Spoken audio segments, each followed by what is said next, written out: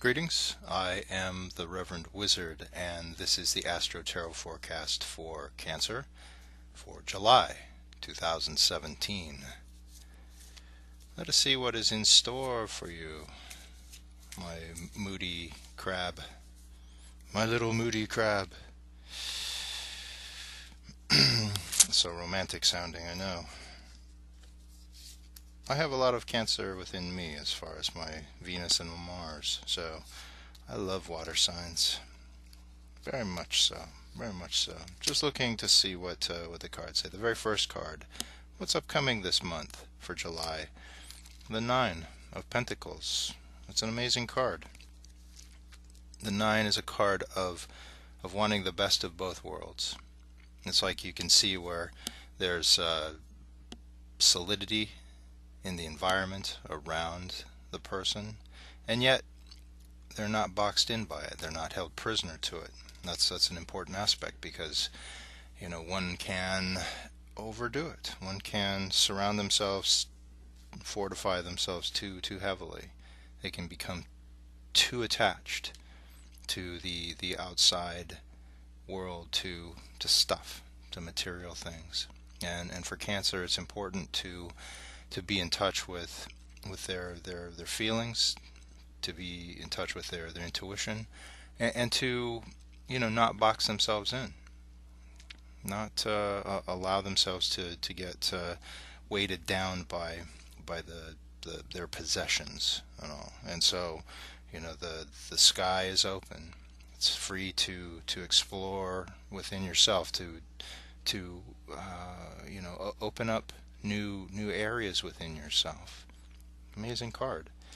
And so that energy of allowing for that, of allowing for this stretching, this strengthening of your own intuition, and in your own how it is that your concept of yourself is changing, and where you can expand upon that and move forward on that. Really interesting. The Hermit card, and that is part of that idea, as far as not being too weighted down by the stuff, right? Because it is about checking in with yourself, going inward. It's like the hermit seeks to foster that light within, to pay attention to one's own voice, one's own calling, and to make sure that they're on the right soul path. Along with that, it's like the Hebrew on there, which is symbolic of the open hand of God. This is a card of service, of being of service to others. And if that's a part of yourself that you may be wrestling with a little bit, it's like, how can I be of service? How can I step into that that energy? Then it's time to think about that, and maybe there's some solutions. Interesting with the Seven of Swords coming up. I feel that as a card, it's a card of taking one's power back, of where one's identity has maybe been traded away. It's like the best parts of ourself we can lose just in everyday life if we compromise them away, so that we can survive.